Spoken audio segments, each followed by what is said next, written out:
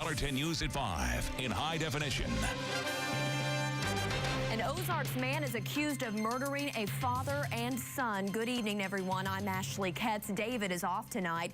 The killings happened around 10 last night in Ozark County in the small community of Noble. And this is according to Sheriff Darren Reed. 52-year-old Leland Maupin is now charged with first-degree murder. Court documents show that it appeared Maupin had been in an ongoing argument with one of the men and then went into his bedroom, came out with a rifle, and shot the man at close range. 22-year-old David Hadley of Noble died. His father, Mike, heard the disturbance and came into the home, and that's when investigators believe Maupin shot him several times. Witnesses say both men put their hands up and asked Maupin not to shoot before he pulled the trigger. Maupin is being held in the Ozark County Jail. A woman was taken to the hospital after a crash with a school bus this morning. Here are some of the photos taken by a resident living near that intersection there at Bass Hollow Road and Highway 160. That's near Reed Springs in Stone County. Highway Patrol says a 73-year-old woman in the blue car was hurt when the bus driver didn't yield at a stop sign and then crossed in front of her car. The car was hit in the side and it was totaled. It was just before 8:30 this morning. No kids were on the bus at the time. The driver is doing fine. Both drivers were wearing their seatbelts. New at 5, a Camdenton man drowned on Lake of the Ozarks today. The Lake Ozark Fire Protection District says crews were sent to the 3.5-mile marker near the Atlantis Island condos. This was around noon. After searching for about 25 minutes using sonar equipment, they found 33-year-old Timothy Walker. The Missouri Highway Patrol says witnesses saw the man go under and not resurface. Well, a man armed with a toy gun had a standoff with police outside of a Walmart neighborhood market in Springdale, Arkansas. Police pulled the man over in the parking lot, and they say he began acting erratic, and they say he pulled what appeared to be a handgun, pointed it at the officers who took cover. The police fired 7 shots, hitting the man's van. SWAT was called in, and crisis negotiators were there talking the man into surrendering. Shoppers at that Walmart say they were kept inside at one point and ordered to the back of the store. The suspect was carrying a toy that looked like a snub-nose revolver. Also inside the van were 3 parakeets, 3 chickens, and 2 ducks. Springfield City Council will soon be hearing future plans of the historic HERS building. The City Council will hear the latest plans for redevelopment on Monday. The downtown landmark has been vacant since the mid-90s now.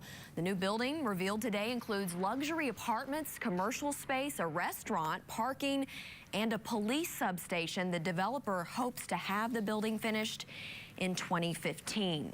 The search continues for the man who admits exposing 2 classified government surveillance operations.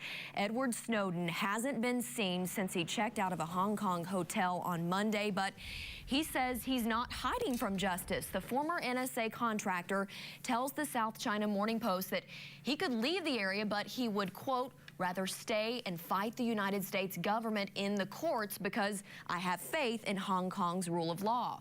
Snowden fled the U.S. last month after exposing secret government surveillance programs. The American Civil Liberties Union is suing the government. The group wants a judge to stop the spying programs and throw out all of the information collected from millions of Americans. And with the recent leaks of the National Security Administration surveillance programs, more and more people are starting to fear the government and the fact that they may always be monitored. Lindsay Klein joins us now, and this is causing a spike in book sales for George Orwell's book called 1984, and it exposes the destruction of truth, freedom, and individuality. Right, Ashley, the book 1984 is in high demand right now, and it even jumped to number 65 on Amazon's best. And Woodward says they see trends like this very often. People will pay attention to what's going on in the world and want to read a book about it or similar to it. And Ashley, the novel actually marked its 64th anniversary this month. Pretty interesting to hear that it's happening here. Thanks, Lindsay. Well, the Southern Baptist Convention approved a resolution today expressing opposition to the Boy Scouts of America's new policy allowing allowing gay scouts. The resolution was voted on by members at the SBC's annual meeting in Houston. It doesn't ask members to leave the Boy Scouts, but expresses support for churches and families who choose to do so. The Southern Baptist Convention has a national network of 45,000 churches and church-type missions. Last month, the Boy Scouts of America reversed its long-standing policy to allow gay members. It continues to ban gays in adult leadership positions. Coming up next on Color 10 News at 5, we had strong winds and high temperatures, but the 80s are about to return. Sounds pretty nice. Jamie is in Mansfield tonight for the weather tour. Hi, Jamie.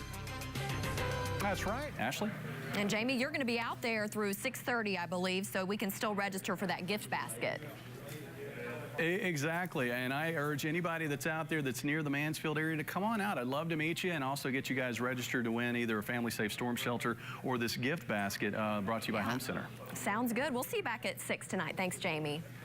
Well, it was perfect weather to have a cookout today to honor our veterans. The Springfield Elks Lodge hosted its annual poolside barbecue for the vets from the Mount Vernon Veterans Home. There were plenty of burgers on hand, and the Hooters girls even brought out their famous wings.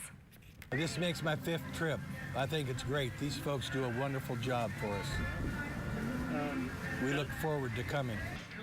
The veterans that are physically able to come are brought in by bus. Looks like a good time. Well, after a court battle, a young girl is getting a life-saving operation today. See how this girl with cystic fibrosis finally got a lung transplant after the break. In medical coverage tonight, a 10-year-old Pennsylvania girl at the center of a transplant controversy is getting a new set of lungs. Marley Hall has the latest details from Philadelphia.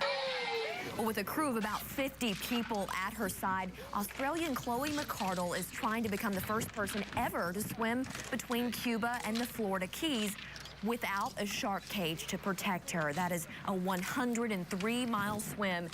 It's been done before with swimmers protected by a cage. This Florida Strait is the holy grail for marathon swimmers. McCardle estimates that it's going to take her about 60 hours to go from Havana to the shores of Key West. She says she wants to encourage better relations between Cuba and the U.S., but mostly she's swimming to raise money for cancer research. Her mother is a breast cancer survivor, and we wish her all the best.